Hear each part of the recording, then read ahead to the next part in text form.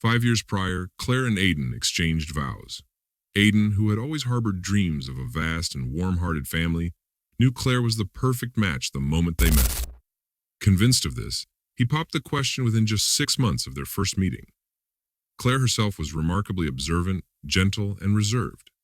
She steered clear of boisterous crowds and raucous gatherings, often remarking that her youthful days had been amply filled with such excitement.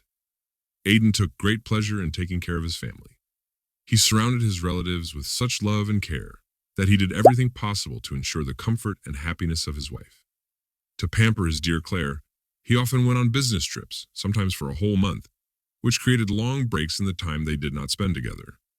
These long periods of absence were the result of a recent promotion. However, he knew that such long absences would become impossible as soon as the children appeared.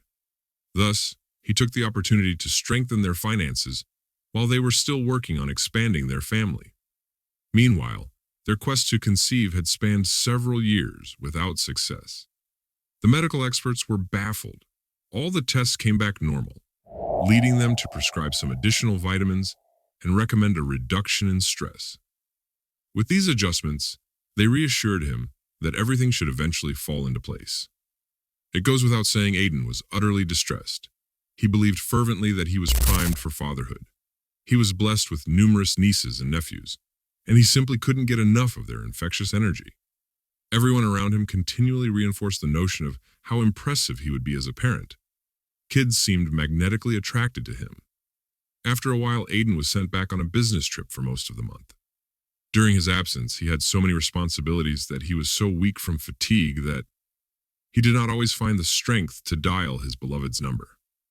During these infrequent conversations, his devoted wife Claire always confessed how much she craved his company and celebrated every day she lived until he returned home. However, there was an unexpected hitch. His term of work was extended for another month. When Claire was told this sad news, she was clearly discouraged, and Aidan even felt a tinge of indignation. But what could he do? After all, business is business. Upon his much-awaited return, Aidan noted a subtle shift in Claire's demeanor. It was a vague change, impossible to pinpoint or categorize, simply a gut instinct that something was different. But in due time, this mysterious alteration faded into the recesses of his mind. His wife clung to him like a lifeline, seldom letting go in the subsequent days. It was like they were reveling in a second honeymoon. In jest, Aidan mused, should I make a habit of these extended trips so you don't forget how much you miss me? After his quip earned him a playful punch from his wife, Aidan's hearty laughter filled the air. A couple of weeks later, enjoying such a warm welcome, Claire announced the news she had been waiting for. Her husband was absolutely delighted that they had finally succeeded, and soon they would embark on the joyful path of parenthood. On the day of the scheduled ultrasound, he did everything possible to take time off from work and join her. But nothing came of it, so he got all the news from Claire. Their child grew up perfectly healthy. Time flew by unnoticed, and before they knew it, it was the 6th month of pregnancy.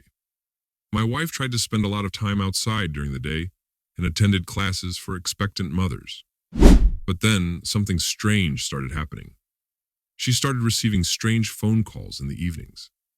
She told her husband that they were just new friends from her course, and yet the strange calls continued. One evening, nearing bedtime, a loud and clearly tipsy man showed up beneath the windows of their high-rise. He was bellowing something incoherent about breaking up and making up, but one name he said loud and clear, CLA. At that time, CLA was engrossed in her book, paying no attention to the racket outside. Her husband peeked out from the 3rd floor and surveyed the man. Poor soul. Someone had evidently shattered his heart. Chuckling, the husband asked, "Isn't Aurora a friend of yours?" Figuring the guy must be looking for one of their neighbors. A couple of them did seem a bit rough around the edges. Claire blushed and shook her head no emphatically. The day of the birth finally arrived. The husband was in a state of disarray. He had been under the impression that the event was still a month away, but his wife reminded him that the doctors had foreseen an early delivery. He felt a mix of worry and bubbling anticipation. After all, he was on the brink of becoming a father for the first time. His wife was placed in a private room, and by evening, she delivered their baby effortlessly. The following day, Aiden went to visit. His wife and their newborn, his mother, now a freshly minted grandmother, insisted on accompanying him. Upon seeing his tiny son, Aiden's heart swelled with joy, much like a child's on Christmas morning. He embraced his wife, showering her with gratitude for their son. However, his mother lingered in the background, not sharing in her son's elation. Once they stepped out of the room, she voiced her doubts, saying, "Son, please don't be upset. But the little one doesn't bear any resemblance to you. All the men in our family have always looked like their fathers. Think back to your old photos." "I'm not sure, Aiden. I don't feel any connection," she continued, tears welling up in her eyes.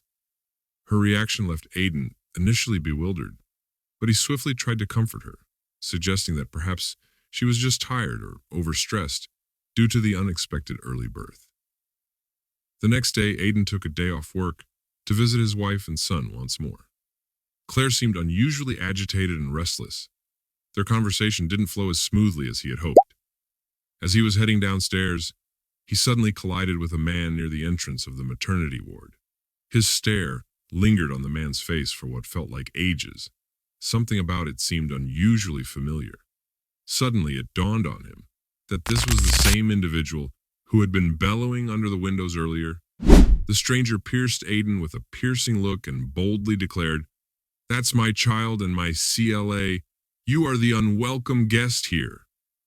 Unable to bear the audacity, Aiden physically ushered the man out onto the street, preferring not to air dirty laundry in public. "Ever wondered why she got pregnant right after your work trip, or why she delivered before the due date? Didn't you consider that?" the man yelled. He went on to reveal that Claire had been having an affair while her husband was away. The poor lass was so starved for affection that she took a few strolls and hoped to forget about it, but fate dealt her a different hand. She got pregnant, and since her husband seemed to still love her dearly, she made it out to be a miracle, pretending the baby was theirs. At that moment, Aiden's world collapsed. He was overwhelmed by a wave of emotions when he realized that what he thought was a joyful miracle was crumbling before his eyes. The only option left was to take a DNA test. Although there was a glimmer of hope in his heart, that all this was some kind of cruel joke, and that the child was his, science could tell a different story. Aiden was completely devastated by this discovery. Claire insisted with all her might that this must be some kind of mistake, and that it couldn't be true. The husband couldn't stomach such a dastardly betrayal, and decided to file for divorce. There was no mistake about the name on the birth certificate. Claire got booted out of the house. To numb the agony gnawing at him, Aiden threw himself into work. In time, he healed. His friends and family were a great support. But one thing he knew for sure: the old proverb, "Trust but verify," rang truer than ever.